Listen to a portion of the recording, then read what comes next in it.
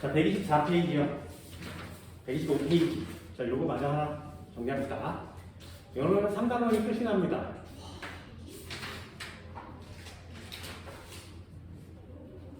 이걸 1년 동안 배운다는 거 참 그렇죠. 참 되게 양은 적어요.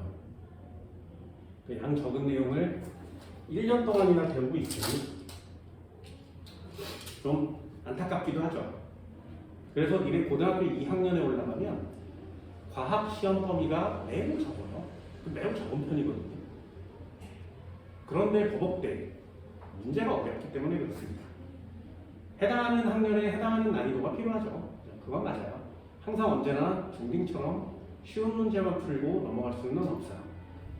그걸 이기는 애가 점수가 많이 나오는 거죠. 중간기말 있잖아요. 매 시험마다 1단, 2단, 3단. 거의 대부분 학교가 그래요. 1단원, 중간, 2단원, 기말 이렇게. 그럼 보세요. 3단원의 경우에는 몇 개의 자료만으로 모든 문제를 해결할 수 있는 거지. 그러니 알고 있어야 되는 자료에 비해서 시험 범위는 매우 적은 거죠. 문제가 다양하게 출제돼도 푸는 방법이 비슷하다면 그건 단원 자체가 쉬울 수밖에 없는 거예요. 근데 어려워. 문제 푸는데 필요한 자료를 많이 몰라. 그러면 어떤 문제가 나와도 어렵겠죠. 그치? 그래서 좀 쉽게 어떤 과목이든 좀 쉽게 다가올 수 있었으면 좋겠습니다. 물리도 마찬가지고요. 나오는 문제는 다 비스무리하게 정해져 있거든요.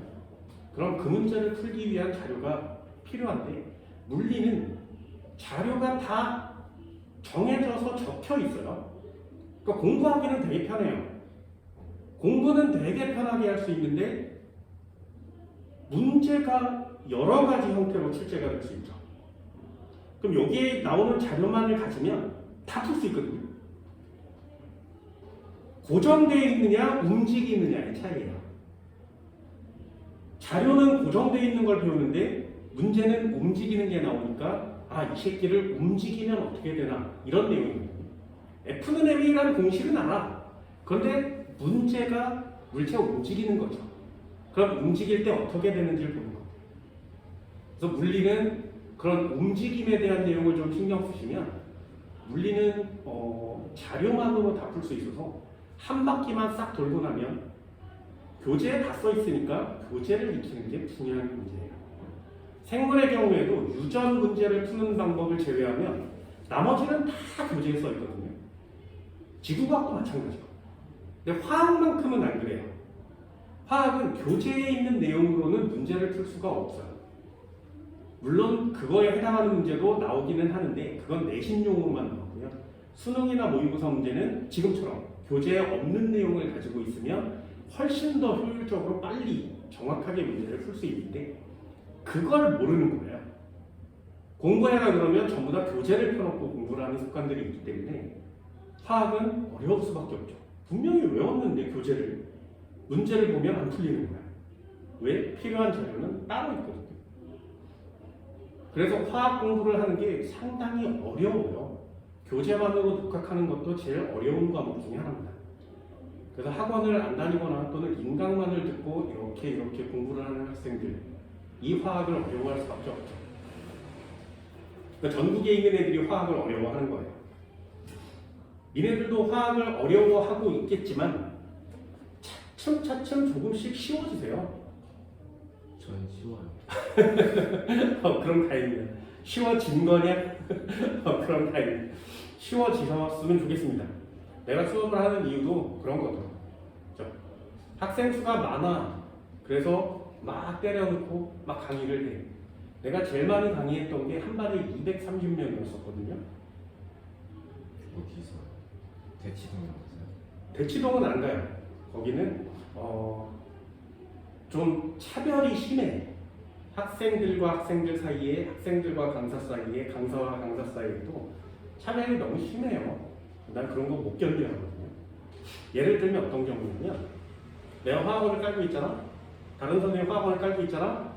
그래서 학생이 신입생이 들어오잖아. 그럼 내 반으로 들어오고 싶잖아. 친구가 있으니까. 근데 이 일을 내 반에다 넣으면 다른 선생이 학원에다 컴플레인을 걸어요. 왜 걔를 그 반에다 넣냐. 그래서 이 반에 있는 애를 뽑아다가 자기 반에 넣어요. 그게 굉장히 심해요. 왜 그래? 한 명이 돈이니까.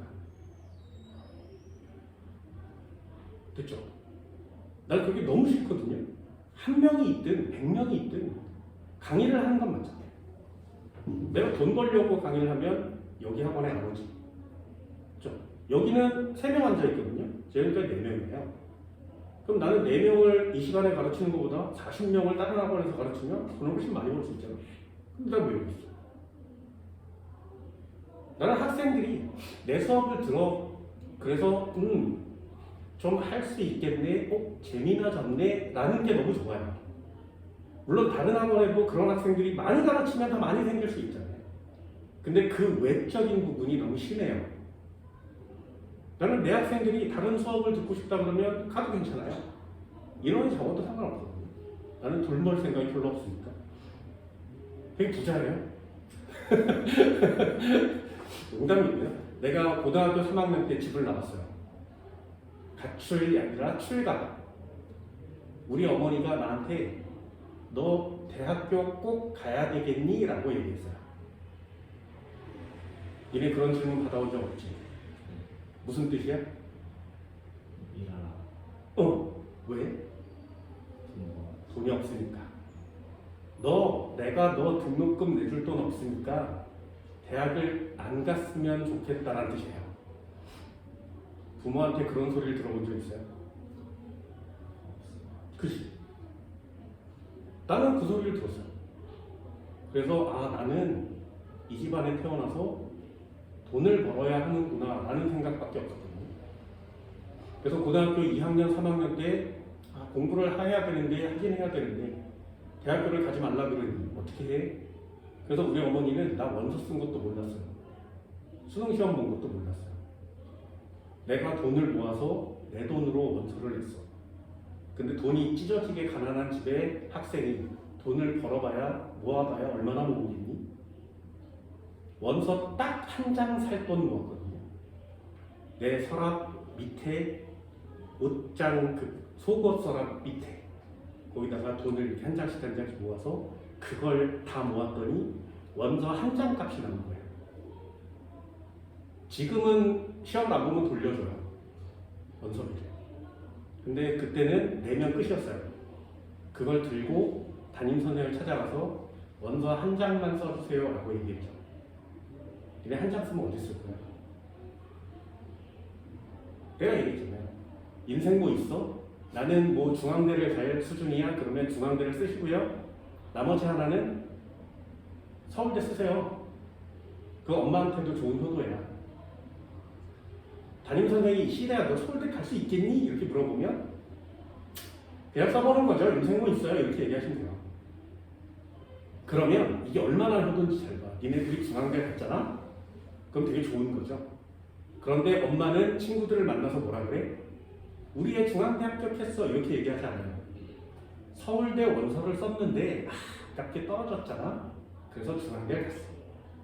야 중앙대 갔어? 그럼 재수를 하지. 아니야. 과가 중요해서 과 때문에 중앙대에 갔어. 이렇게 얘기하는 거야.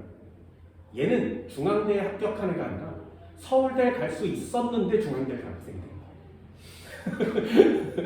그런 효도를 6만원, 8만원에 살 수 있다면 하나 사주는 거지. 엄마의 얼마나 뿌듯한 자랑거리가 됩니까? 그래서 나는 한 장 쓸 수 있었거든요. 그래서 한 장. 과는 미생물학과. 전국에 미생물학과가 3군데 있었어요. 그 중에 인생 뭐 있어? 저거요. 그래서 그 과를 썼죠. 몰래 가서 시험 보고. 재수 좋게, 진짜 운 좋게 합격을 했습니다. 엄마한테 등록금 내달라고 얘기를 못해서 출가했어요. 겨울방학 내내 12, 1, 2 3개월 동안 아르바이트를 해서 등록금을 모았죠. 등록금 한 번 냈어요. 등록금 한 번만 내요. 한 번만. 대학교라는 곳이 있으니 한 번은 다녀봐야 되지 않겠니? 그래서 한 학기 등록금만 딱 내고 다시는 대학을 안 갈 생각이었어요. 가보는 거잖아요. 그러면 중퇴라고 써 있을 거 아니에요. 그럼 나는 대학교를 가본 사람이죠. 그래서 가봐야 되겠다. 그래서 등록금 모아서 그 등록금 냈죠. 한 학기를 다니는데 너무 재밌는 거야. 대학교 진짜 재밌어. 내가 한 학기만 다니고 니네들도 생각해보자. 한 학기만 다니는 학생이면 수업 듣겠니? 안 들어요. 난 수업 안 들어요. 출석 체크만 하고 도망 나오거든요. 그래서 대학교 돌아다니면서 놀아요. 동아리가 있고. 나 동아리 23개나 가입했어요. 막 놀아. 무슨 뭐 팽글시 반, 막 팽글시 반 가서 막 일본어 반, 일본어 가서 막 배우고 드럼 반, 뭐 드럼 반 가서 막 배우고 결국에는 하나씩 나중에 떨어져 나갔지만 배우고 싶은 건 되게 많은데 수업 시간에 앉아있는 게 되게 아깝죠. 한 학기만 다닐 거니까. 그래서 수업 시간에 출석 체크하고 동아리만 가서 동아리 돌아다니면서 이것저것 배우려고 학교를 돌아다니는데 그게 너무 재밌는 거예요. 수업 시간보다 그게 훨씬 재밌어요. 그래서 다음 학기를 또 다녀보고 싶다라는 생각이 뚝뚝 들어서 그럼 어떻게 해요? 방법은 두 가지. 학교를 다니면서 알바를 졸라 열심히 합니다. 알바보다 비싼 게 뭔지 알아요?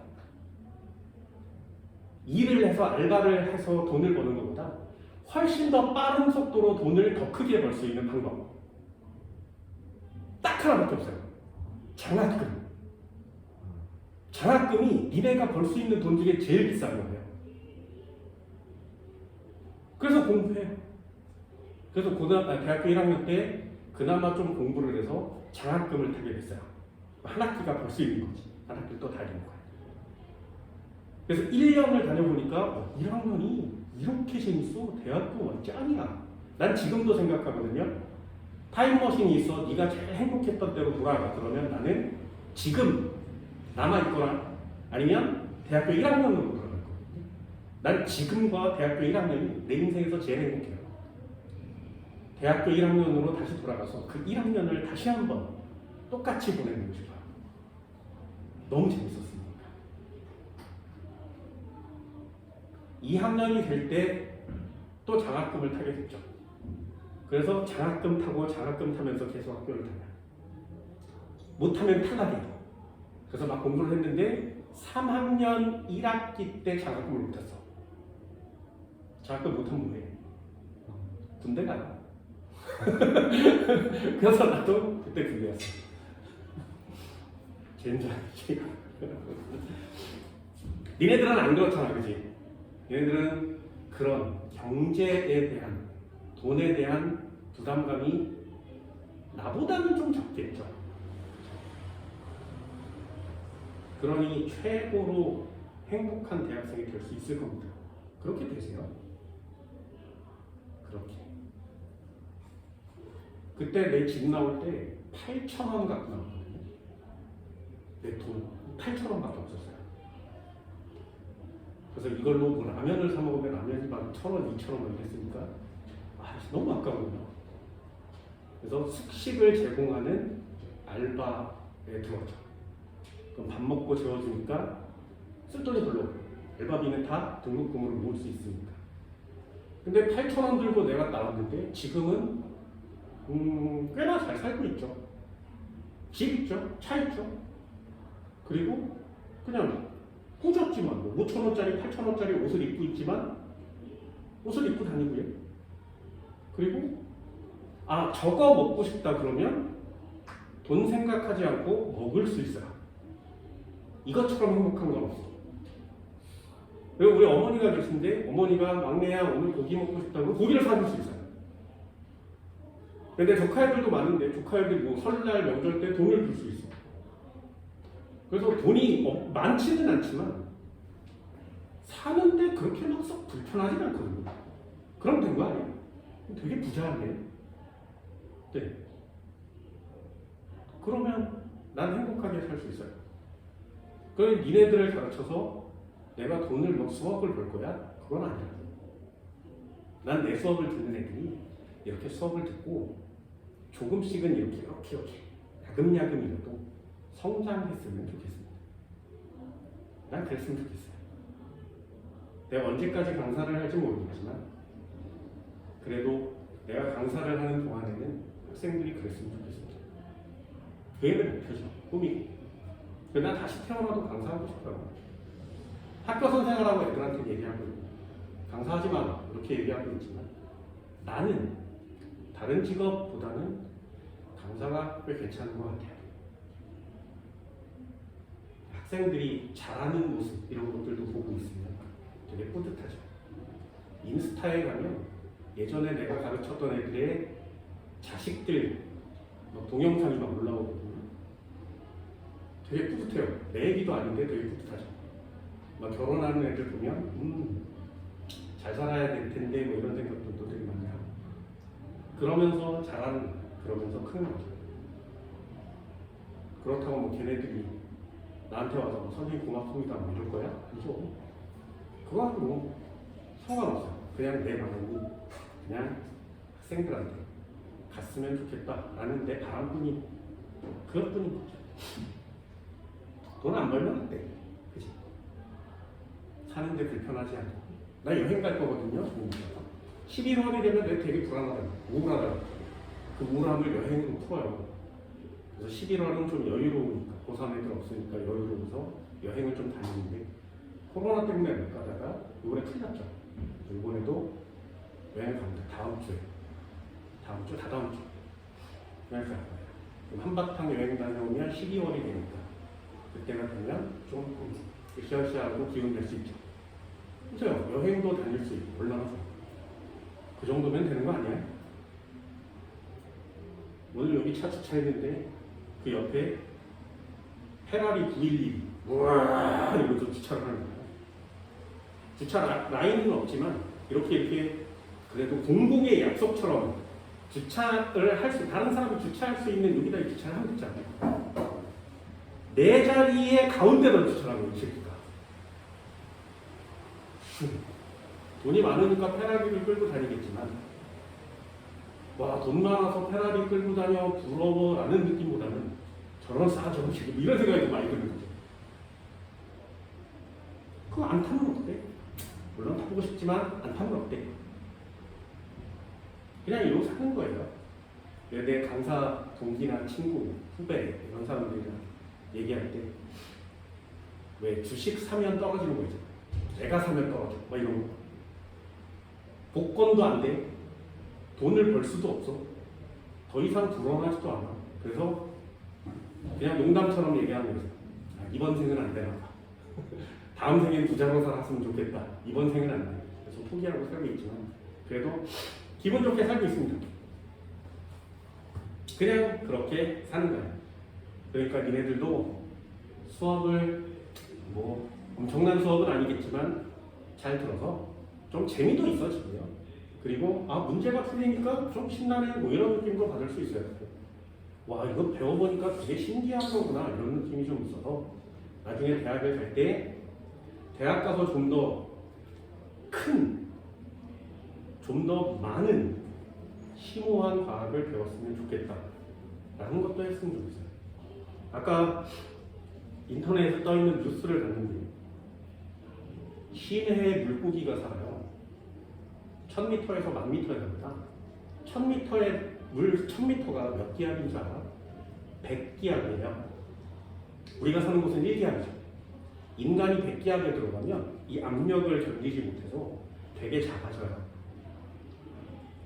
그런데 거기서 물고기가 살아. 그럼 물고기는 그 기압을 견뎌낼 수 있다는 거지. 그래서 모든 과학자들이 그 물고기가 그런 압력을 견딜 수 있는 이유가 뭘까가 되게 궁금했었대요. 안 풀리는 거죠. 그걸 풀어낸 사람이 있어. 그 사람이 화학자예요. 심해 물고기들한테는 그 압력을 견딜 수 있는 화학 물질이 몸 안에 많이 존재한다라는 걸 증명해냈습니다. 신기하죠? 생물이 사는 이유, 생물학자가 밝혔으면 좋겠는데 화학자가 밝혀낸 거예요. 그런 게 난 되게 신기하거든요. 그럼 그 물고기는 위로 올라오는 게 커서요? 네. 압력이 큰 곳에서 사는 물고기들은 압력이 낮은 곳으로 나오면 안에 압력이 크죠. 그래서 밖으로 뿜어서 나와서 물고기를 잡다 보면 입을 크게 벌리는 물고기도 있고 눈알이 튀어나오는 물고기도 있고 안에 불에라는 게 있거든요. 불에가 공기를 넣어서 물고기를 이렇게 조절하는 건데 그게 커져요. 그래서 입으로 부대가 튀어나오기도 하고 그래요. 그러니까 물고기가 해당하는 압력에 살 수밖에 없는 거지. 근데 고래 보세요. 올라와서 숨 쉬어야 되지. 밑으로 내려가야 되지. 다시 올라와서 숨 쉬어야 되지. 다시 내려가야 되지. 그럼 이 녀석은 이만큼의 압력 범위를 스스로 견뎌내고 진화해 왔다는 거지. 그걸 진화로 설명하는 사람들도 물론 있지만 화학적으로 설명하는 사람들이 있는 거지. 그런 게 과학의 연계성이라는 거거든요. 그런 걸 증명하는 거지. 심해의 열수구가 있어요. 들어봤니? 심해의 열수구. 심해의 바닷속에 뜨거운 물질이 바다 밑바닥에 있으니까 구멍으로 용암 마그마가 뿜어져 나오듯이 열기가 뿜어져 나오는 구멍이 있어요. 거기서 열기가 막 뿜어져 나와서 와 올라올 때 압력과 온도를 받으니까 새로운 물질들이 합성되는 거예요. 그래서 지구의 모든 유기물, 생명체를 구성할 수 있는 유기물이 뭉쳐서 합성되는 곳이 심해 열수구예요. 그래서 지구상의 생명체가 어디서 최초로 나왔겠냐를 주장하는 사람들이 두 부류인데요. 한 부류가 심해 열수구에서 뭉쳐서 세포가 동물이 식물이 이렇게 발전됐다라고 얘기하는 사람들이 있어요. 심해 열수구설이고요. 하나는 우주에서 왔어. 유기물이. 그래서 우주에서 와서 지구의 생성에 영향을 미쳤어. 라고 얘기하는 우주 운석설이 있어요. 둘 다 증거가 되게 뚜렷해요. 그래서 누가 맞아라고 할 수는 없어요. 아직 증명된 건 없으니까. 그 심해 열수구가 온도가 120도가 좀 넘거든요. 압력이 가해지면 끓는 점이 높아져서 온도가 좀 더 높습니다. 생각해보세요. 거기에 사는 물고기가 있겠니? 120도에서 사는? 있어요. 120도에서 사는 개도 있어요. 새우도 있어요. 산호도 살아요. 신기하지? 뱀장어도 있고 물고기도 있어요. 신기하지? 이게 얼마나 신기한 건지 알아?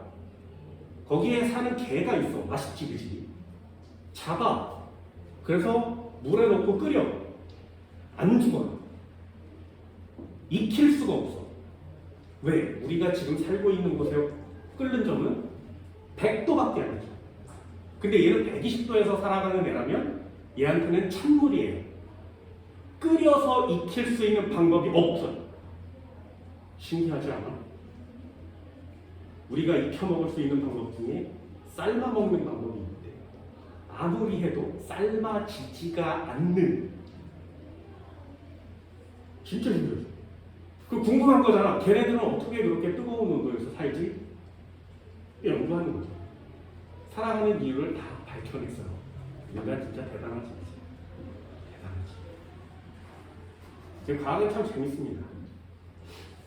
난 지금도 과학 선생이 되길 잘했다고 생각을 해요.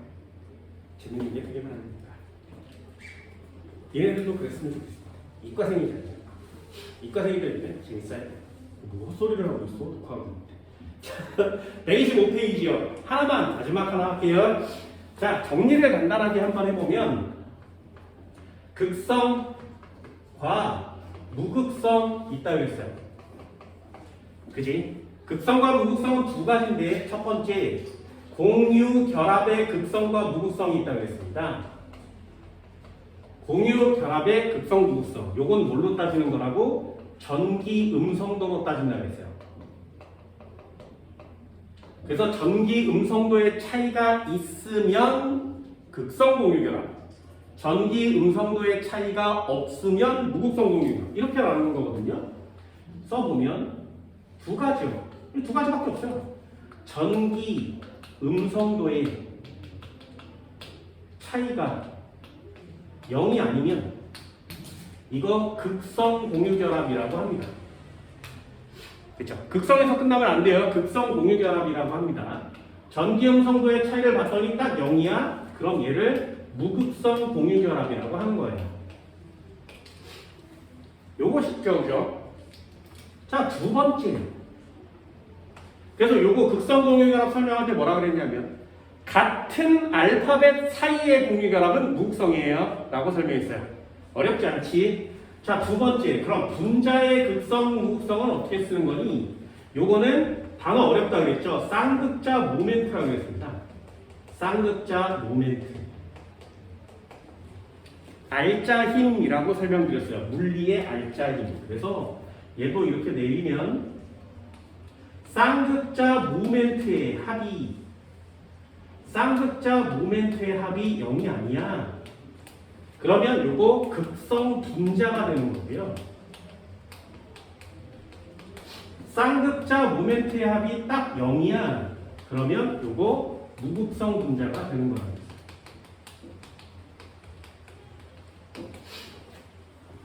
그렇죠? 여기서 하나 이렇게 쇽 하고 올리면 전기 음성도가 크네. 그러면 델타 마이너스. 전기 음성도 작으네. 이러면 델타 플러스. 이게 극성 무극성에 대한 내용이거든요. 부분적인 플러스, 부분적인 마이너스. 그렇죠? 여기서 분자의 구조를 데리고 와. 그래서 이 분자가 어떤 성질을 갖고 있니? 결합각은 몇 도니? 누구랑 붙었을 때 어떤 고라지를 갖고 있니? 공유결합 몇 개니? 비공유 몇 개니? 이걸 배우는 게 3단원의 저 시간에 5가지였어요. 그리고 결합선에 대한 내용도 하나씩 정리해 드렸고요. 그리고 시험 문제에 나오는 애 요만큼 적어줬어요. 보셨나요? 그게 다야. 그러면 마지막 단계는 뭐냐? 이 분자 중에 3번이요.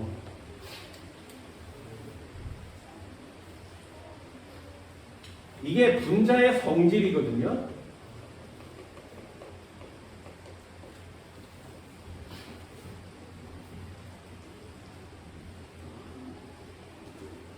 분자의 성질. 여기서부터 하나씩 정리를 해보면 첫 번째가 전기적 성질이에요.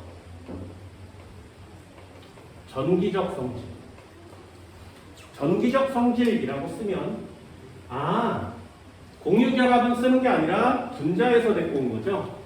극성 분자라면 전기적 성질이 있어요. 무극성 분자라면 전기적 성질이 없어요. 이렇게 쓰는 거예요. 그치? 예를 한번 들어볼까요? 이렇게 생긴 데다가 액체를 넣어. 그리고 구멍을 뚫어서 쪼르르 흘려보내. 여기다가 플러스 대전체를 가까이 가져가요. 그러면 액체가 휘지 않고 계속 이렇게 가는 거야. 마이너스를 갖다 대도 휘지 않고 계속 가요. 그럼 플러스 마이너스에 아무런 반응이 없다는 얘기지. 그럼 이 녀석은 뭐라고? 무극성 분자예요. 됐어요? 한 번만 더요. 액체가 있었는데 구멍을 뚫어서 이렇게 쪼르르 흘려보고 있었는데 여기다가 플러스 대전체를 가까이 가져갔더니 이 녀석이 플러스 대전체에 가까이 이렇게 온 거야. 그러면 얘에 반응한 거 맞죠? 그럼 이건 전기적 성질이 있어요. 그래서 극성 분자가 되는 거예요. 됐니? 그러면 똑같이 극성 분자를 데려다가 쪼르르 흘렸는데 여기다가 마이너스를 대면 어떻게 되겠니? 됐어요? 마이너스를 대면 어떻게 돼? 어느 쪽으로 가? 왼쪽, 오른쪽, 어느 쪽으로 가? 네, 그럼 틀려요. 얘도 이렇게 오는 거죠. 됐니? 이유가 뭐냐? 예를 들어봅시다. H2O 한번 해볼게요. H2O는 H 짝대기 O의 짝대기 H라고 했죠? 이 녀석이 극성 분자인 이유는, 쌍극자인 이유는 이 분자 안에 플러스의 성질과 마이너스의 성질을 다 갖고 있기 때문이에요. 됐니? 그래서 플러스를 갖다 대면 이 분자에 마이너스에 해당하는 애가 끌려오는 거예요. 그래서 산소가 이렇게 가까이 달라붙어 끌려오겠죠. 수소는 이쪽에. 여기까지 됐어요? 그럼 마이너스 되면 어떻게 돼? 밀려나면 안 되지. 왜? 이 안에 플러스 성질이 있는 애도 있거든요. 그래서 수소가 가까이, 산소를 멀리 이렇게 하면 끌려올 수 있죠. 그래서 대전체의 극과 상관없이 언제나 끌려오는 현상이 나타나요. 왜? 분자 안에 극을 두 개를 다 갖고 있으니까. 여기까지 됐나요? 자, 문제 한번 내볼까? 니네들 이거 되게 쉬워요. 무극성은 안 끌려와요. 극성은 끌려와요. 됐죠? 예를 한번 들어볼까? 자, 에테르요. 어떤 거야? 끌려와 안 끌려와? 끌려. 한 번만 더요. 헥세인 끌려와 안 끌려와? 한 번만 더. 아세트산 끌려와 안 끌려와? 메탄올 끌려와 안 끌려와? 괜히 니네가 내신용으로 해야 되는 게 뭔지 알아?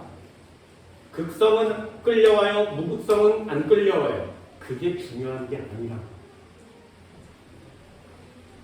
극성 누구고 무극성 누구니를 모르면 이 문제는 절대로 맞출 수가 없죠.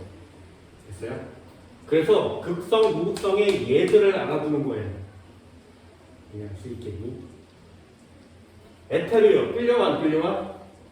쉽까? 무극성이에요. 끌려와 안 끌려와? 보세요. 얘가 무극성이라는 걸 아느냐 모르느냐가 내신의 난이도가 될 수 있죠. 헥세인 끌려와 안 끌려와? 헥세인은 탄화수소예요. 탄화수소는 모두 무극성. 안 끌려오고 안 끌려와요. 산자 끝나고 올자 끝나면 언제나 끌려옵니다. 이런 극성과 무극성의 예들을 외워주는 거예요. 상황은 굉장히 쉽습니다. 그래서 책에도 상황은 나와 있어요. 그 예들을 써보는 거죠.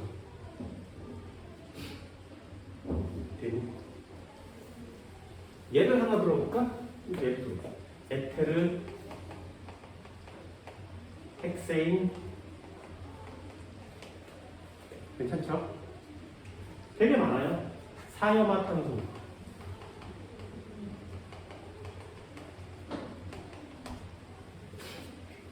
그리고 산, 올, 알데하이드.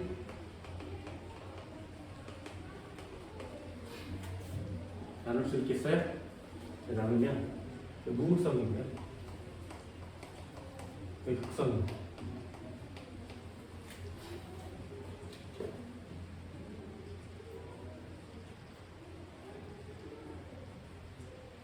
무슨 에이드로 끝나는 건 전부 다 물에 녹지 않습니다. 메테인, 에테인, 프로페인 전부 다 탄화수소거든요.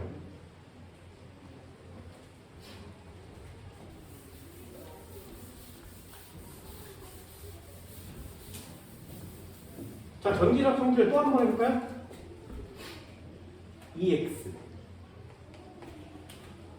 두 가지가 있다고 했습니다. 이렇게 놔뒀을 때 플러스와 마이너스에 아무런 변화가 없는 애.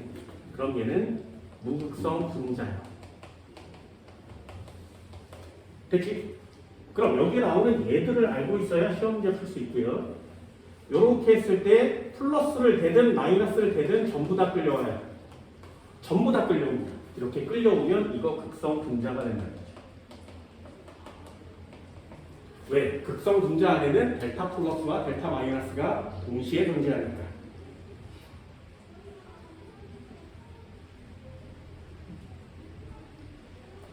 하나만 더 해볼까요? 전기적 성질의 얘가 또 하나가 있는데 여기다가 플러스 극과 마이너스 극을 이렇게 가까이 가져가면 요 안에다가 이 액체를 넣잖아요? 그러면 액체가 이렇게 분자가 불규칙하게 대열돼요. 그렇죠? 이렇게 불규칙하게 대열되면 이거 무극성 분자예요.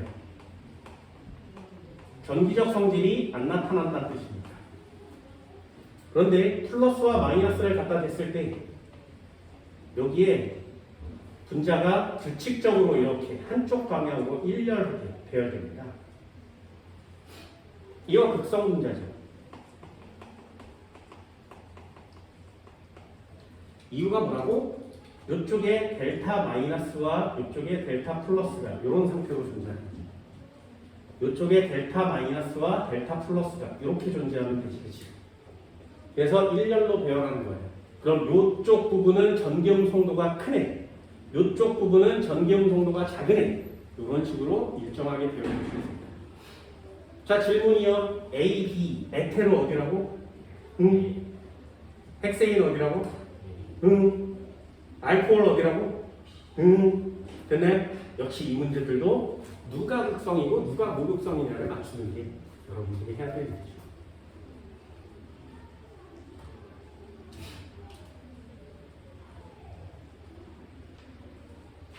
그치? 두 번째, 용해도 있습니다. 용해도. 용해도는 물에 녹는 정도라고 해요. 물에 녹는 정도. 예, 내리면 정해져 있어요. 극성은 극성끼리, 무극성은 무극성끼리. 잘 녹아요. 극성은 극성끼리, 무극성은 무극성끼리. 그럼 물에 잘 녹는 애들은 누구야? 여기 나오는 애들은 물에 잘 녹는 거죠. 물이 극성이니까. 여기 나오는 애들은 물에 안 녹죠. 무극성이니까.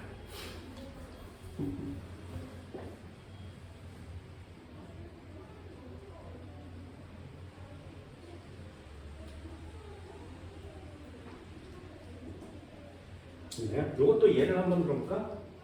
이렇게 생긴 시험관이 있는데, 자, 두 층으로 나뉘어졌대요. 층으로 나뉘어지는 이유는 성질이 다르니까. 그 다음 한번 넣어볼까? 물과 사염화탄소를 섞으면, 자, 사염화탄소는 무극성이고요. 물은 극성이에요. 섞으면 안 섞이겠죠. 질문. 물과 사염화탄소 어디가 위에 있고 어디가 밑에 있니? 물이 위쪽이야 아래쪽이야? 찍어. 아래? 찍는 거예요. 거의 대부분의 애들이 어떻게 찍냐면 얘는 분자량이 18이고요. 얘는 분자량이 CL4니까 졸라 크게 찍으시. 분자량이 18보다 커요. 그래서 얘가 무거워요 이렇게 쓰거든요. 안 돼요.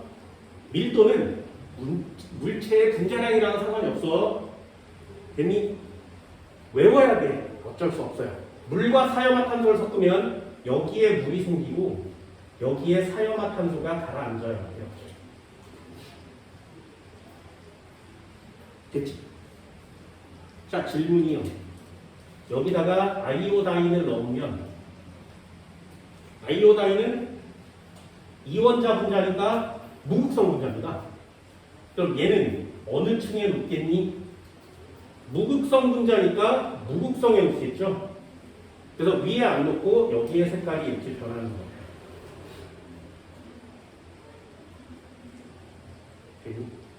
자, 한 번만 더 해볼까요?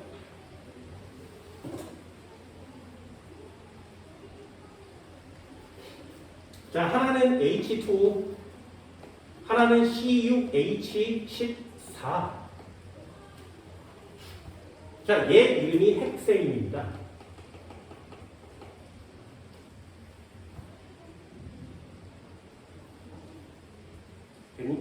자, 누가 밑으로 가라앉을까요? 얘는 분자량이 18이고요. 얘는 탄소가 6개나 있으니까 엄청나게 크지. 그럼 얘도 헥세인이 밑으로 가라앉겠네요? 아니요. 얘는 여기가 H2O가 있고요. 헥세인은 여기 있어요. 어때? 물질의 특성, 밀도는 분자량이랑은 그닥 상관이 없다. 그러니 문제를 보고 외워야 한다. 그럼 여기다가 I2를 넣으면 어떻게 돼? 이번에는 위에가 색깔이 변하겠죠. 그렇죠? 층이 나뉘어지는 건 극성, 무극성 때문에, 밑에 가라앉는 건 밀도가 크기 때문에, 밀도는 분자량이랑 그닥 상관이 없으니 그때그때마다 시험 문제에서 찾아내야 한다. 기름도 무극성. 네, 그래서 물과 기름이 나뉘어져 있죠. 그럼 기름은 물 위에 뜬이 가라앉는. 네, 그 기름이 항상 위에 떠 있죠. 밀도가 작기 때문에. 기름과 기름은 막 섞이죠. 니네 안 해봤어? 껌 씹다가 땅콩 안 먹어봤어? 해보세요. 껌을 막 씹다가 땅콩을 먹어. 그래서 같이 막 씹어. 그러면 서로 없어져요. 서로 사라진다. 안 해봤지? 되게 신기해요. 왜? 껌, 무극성, 땅콩의 기름 무극성. 그래서 걔네들이 만나면 녹아요. 그래서 쓱 살아 없어집니다. 왜 안 해보지? 나만 해봐? 야, 니네는 왜 안 해보냐? 꼭 해봐. 처음 진짜? 되게 많이 써요. 니네 안 해봤어? 필통에다 지우개랑 연필로 놓으면 볼펜이랑 지우개랑 달라붙은 거 본 적 없어? 그래요. 그래서 지우개에 종이가 씌워져 있는 거죠. 그게 없으면 달라붙어요. 왜 달라붙냐고 그게 안 궁금해? 지우개 뭐라고? 무극성. 플라스틱 뭐야? 무극성. 그래서 걔네들이 만나서 붙어 있으면 그 경계면이 녹아요. 살짝 녹았다가 온도가 낮아지거나 조건이 맞으면 붙는 부분도 생기겠지. 그래서 살짝 달라붙는 거예요. 이런 거 묵성, 극성 이런 거 사용하는 거야. 니네 해봤어? 이렇게 왜 이렇게 플라스틱 제품 같은 거 사면 가격표 같은 거 붙어 있잖아요. 테이프 같은 거 붙어 있잖아요. 그거 뜨면 칙 하고 끼면 하얀 거 남고 종이만 떠. 졸라 짜증나는. 그럼 이 새끼 없애려고 막 이렇게 막 긁기도 하고 막 이러잖아요. 눈과생이야. 눈과생 어떻게 한다고? 그걸 물 틀어놓고 물에다가 막 비비기 시작해요. 눈과생이에요. 눈과생 어떻게 하는데 기름을 넣는 거야. 저기 무극성 분자를 여기다 넣는 거예요. 무극성 분자의 가장 대표적인 게 아세톤이요. 파리약, 에프틸라를 여기다 칙 뿌리면 그 테일이 미끄덩하면서 그냥 툭 떨어져요. 왜? 무극성이 녹였습니다. 자동차 이렇게 주차 잘못하면 노란 테이프 붙여요. 본 적 있어? 그거 이렇게 긁어놓은 사람 본 적 있어? 네. 운과생이야. 미친 짓이야. 그 긁으면 이게 되겠니? 어떻게 한다고? 파리약을 뿌려. 씩 하고 뿌리면 막 뿌리잖아요? 그럼 테이프가 슥 하고 미끄러져요. 손으로 이렇게 끼는 거예요. 이렇게. 왜? 무극성으로 녹인 거죠. 기름이나 석유를 부어도 되거든요. 그게 이과생들이 사용하는 것들이에요. 무극성은 무극성으로 녹이는 거고 극성은 극성으로 녹이는 거예요. 네. 우리 유산소 되게 많이 쓰잖아요.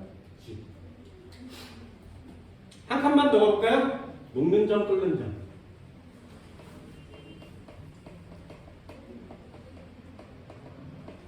요 녀석은 예외 사항이 좀 있습니다. 녹는 점, 끓는 점을 볼 때 순서가 있어요. 1번 분자량이 매우 크면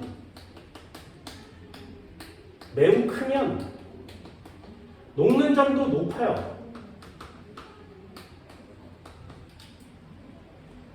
분자량이 매우 크면 녹는 점이 커요. 그래서 분자량을 가장 먼저 봐야 돼. 물과 사용화탄소, 녹는 점은 누가 높겠니? 그 분자량이 졸라 큰 애가 녹는 점은 높아요. 끓는 점도 높아요. 됐나요? 순서대로 보셔야 됩니다. 두 번째, 만약에 분자량이 비슷하면 어떻게 돼? 비슷하면. 요 경우가 두 번째, 분자량이 비슷하면. 예를 들면 CH4와 H2O. 되니? 예를 들면 분자량이 N16이고 N18이니까 그렇게 많이 차이 나진 않지, 그지? 그럼 끓는 점, 녹는 점 누가 높아? 요때 비교하는 거야. 됐나요? 그렇다면 요 비슷할 때에만 극성 분자가 무극성 분자보다 커요. 끓는 점, 녹는 점.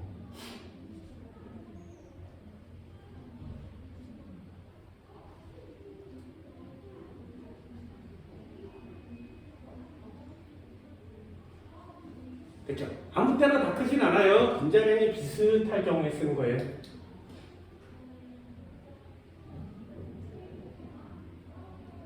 됐나요? 이 정도 돼요? 한 번 더 해볼까요? 시 이중결합 시 하나 둘 셋 넷. 자, 시 이중결합 시 하나 둘 셋. 하나는 H, Cl, Cl. 하나는 H, Cl, Cl. 자, H 2개, C 2개, Cl 2개. 얘네 둘은 분자량이 똑같죠? 녹는 점 누가 클까요? 되셨나요? 이제 분자량이 똑같은데, 화학식은 똑같은데, 구성 원소 똑같은데 성질이 다른 애가 있어요. 이런 애들을 이성질체라고 합니다. 나중에 배우세요. 나중에 대학 가서 배우는 거야. 원래는 이성질체를 고등학교 2학년 과정에서 이만큼을 배웠었는데 다 사라졌어. 얘네 화학이 얼마나 쉬워졌는지 알겠니? 다 없어졌어. 그래도 한 번쯤은 보세요. 이성질체가 중요한 게 아니라 끓는 점, 녹는 점이 차이가 날 수 있다. 그럼 분자량이 크면 무조건 큰데 얘 분자량이 비슷한 거 맞지? 그치? 똑같은 거 맞죠?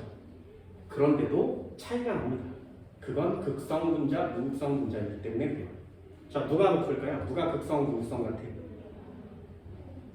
자, 이것도 고르는 방법 하나 해줄게. 네모 박스가 있었어. C 2마리가 있었어. 여기 H, 여기 H, Cl, Cl이 이렇게 있죠. 이렇게 생겼는데 C 2마리가 있었고 여기 HCl이 있고요. 여기 HCl이 있죠. 그죠? 요거 잘 보세요. 얘 먼저 한번 해볼까요? 요쪽 면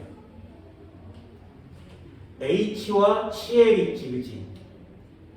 요쪽 면 H와 Cl 있죠?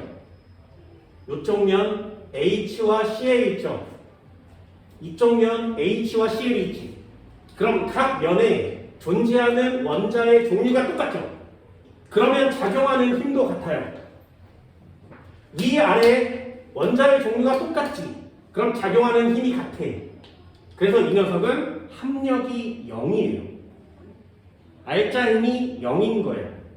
쌍극자 모멘트가 0인 거예요. 얘 한번 볼까요? HCl, HCl 있죠? 얘네들의 힘은 같지. 하지만 여기는 H와 H고요. 여긴 Cl과 Cl이죠. 어때? 원소의 종류가 다르죠. 그럼 당기는 힘도 다르겠지. 그래서 이 녀석을 극성 분자라고 하고 얘를 무극성 분자라고 합니다. 그러니 끓는 점은 극성 분자가 크죠. 얘도 마찬가지. 같은 면에 있으니까 극성 분자가 큰 거예요. 됐나요? 이걸 나중에 뭐라고 하냐면 이렇게 그려요. 뭐처럼 생겼네. 얘는 이렇게 대각선을 존재하죠. 뭐처럼 생겼네. 요거 배처럼 생겨서 배 모양이라고 합니다. 얘는 의자처럼 생겨서 의자 모양이라고 합니다.